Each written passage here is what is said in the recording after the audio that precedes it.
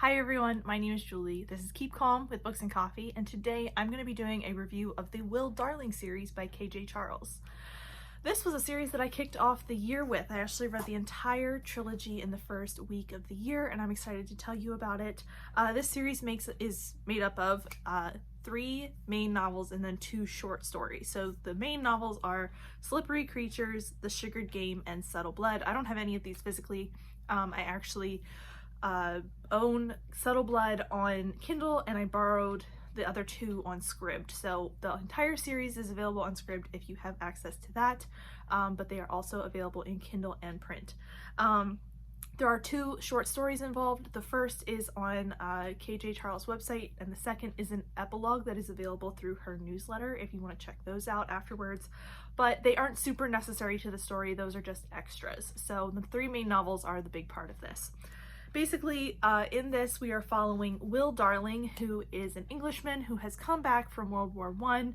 He has recently inherited a bookshop from his uncle who passed away, and he starts receiving strange visitors as well as threats on his life from mysterious people who are visiting, including the War Office, who want some information that they think his uncle seemed to have, but Will isn't familiar with what this information is, so he just keeps putting these people off, and help seems to appear in Kim Secretan, who offers to help him find this information.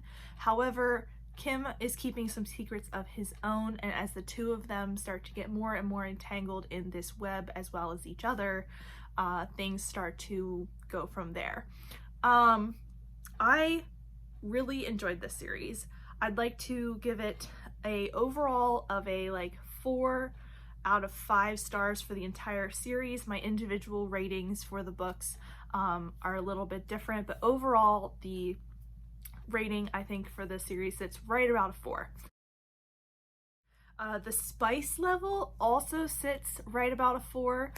There are explicit sex scenes, and light dabbles of mentions of kink in here, but there's no real dive into that. That would make this a 5 out of 5 for my spice level, but it's a 4 out of 5 for me. There's full explicit sex scenes in here. There's also quite a number of content warnings, including PTSD, homophobia, some pretty strong violence, as well as deception and infidelity. There's kidnapping, torture, and racism all on page. Then there is some off-page stuff in the form of self-harm, child abuse, and mentions of miscarriage. So all of that is included in this series, but not all of that is in any one book. A lot of it spans this entire series or is mentioned in one book and not the others, but it's all in there, and it's all, I think it's all handled fairly well, but it is there, and it is, it could be upsetting or triggering to people. But anyway, let's get into my thoughts. At the beginning of the series, Will is kind of just trying to find his place in the world. He has come back from war, and he is floundering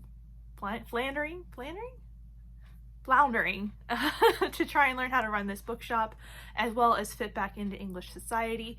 Kim comes into his life and is pretty much an entire mess all on his own, and the 2 of them become a mess together because at its heart, this series is a romance series.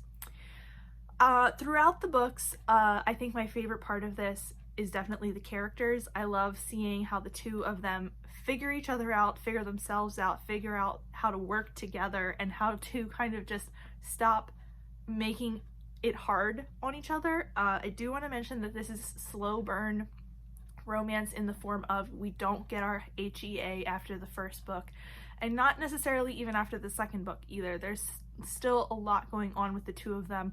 Some of it's them, some of it's outside forces, but you have a lot going on that you don't really know how this is going to all come together until the end of the 3rd book, and I really enjoyed that. I liked how we had forces other than just miscommunication keeping this couple apart, but there's also some miscommunication in there, but it's not necessarily the kind that you often see in romance. Kim has a lot of secrets, like I mentioned, and sometimes he just can't tell Will everything, or he decides not to. So there's a lot going on there. I do love the general mix of mystery and espionage alongside the lighthearted feelings of the romance and the jovial nature of these two. Like, they have a lot of chemistry and they play off each other really well, both in their fighting and their romantic banter, as well as just their relationship, and their characters just really work well together. And I just love that little mix that we get all in there. Like I said, there's some heavy stuff in this series, but there's also a lot of jokes, a lot of light moments, and a lot of moments where I just had a lot of butterflies about this couple, because they, as much as they have trouble communicating sometimes, when they communicate, it is really good. The writing style is super easy to read, and it has a nice level of historical jargon. If you've read any historical romances or any historical fiction, you know that it can be either overwhelming or kind of... I read historical fiction where I know the jargon is wrong, or I know it's way overused. I think this has a nice balance of that, of things that are kind of historically accurate to the time within the wording and within the, you know, colloquialisms and everything, but at the same time, these characters are just talking to one another. It doesn't get bogged down in that, which I really enjoy in this series. What else do I have to say? I do like how Will and Kim are both super intelligent, and they're intelligent in different ways. This kind of goes back to my way of that they play off each other well. They both have skills that are super well, super needed in this situation that they keep finding themselves in, but they kind of need each other in order to make the situation work.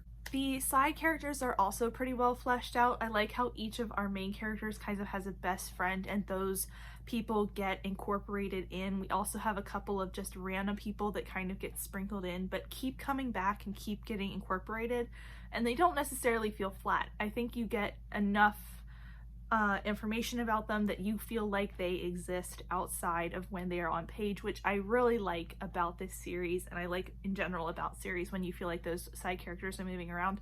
There's not a whole lot of subplot with them. There's a little bit, but it's mostly about our two main characters. There's not a whole lot going on outside of what we see with them. What made this series a 4-star instead of a 5 stars for me? Especially since I've already mentioned that I had all the butterflies. I loved the slow burn romance. I thought everything with the side characters and the plots were pretty well done. I didn't love how, especially books 1 and 2, felt pretty repetitive to me.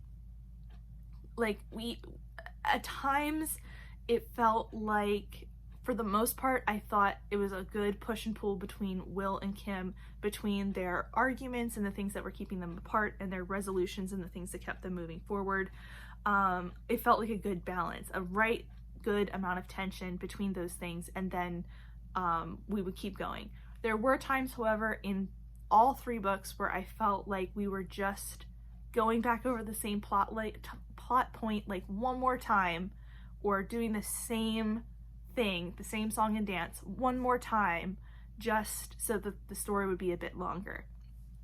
So that was probably a couple critiques that I had about this. That was kind of just what I had a problem with, but overall this is a really fun series and I really enjoyed it. I mean, those are like nitpicky things that dropped it a little bit, but like overall these books got between a 4 and a 5 star for me. They were fun. I really liked the characters. I had a lot of fun reading them, and I really couldn't put them down. They were compulsively readable, and I was really happy that I had access to all 3 because you could just keep rolling through these. They were really easy to read and fun. I'm always here for the characters, and if the characters are good, it's gonna be hard to like ruin the book for me unless you do something terrible. So I'm pretty easy to please, but this was a very fun series, very good overall, and I can't wait to see what KJ Charles puts out next. I don't know if she has put anything out since these were published in like the last couple of years, and I'm really happy that I found these and read these because I've had a couple of misses with her books recently, and these were really big hits for me. Also, a note, if you are a fan of KJ Charles and you have read her Think of England duology, this series is related to that. So you will see, especially in the epilogue, some familiar faces, but it's not necessary to read this alongside of that. I did not even realize that this was happening until the very end of the story. So now I want to go back and reread Think of England and the Will Darling series to see the crossover. But that is everything that I have to say about this series. If you have read it, I'd love to hear your thoughts down below. But that is it for me today. Thank you so much for watching, and I will see you next time. Bye!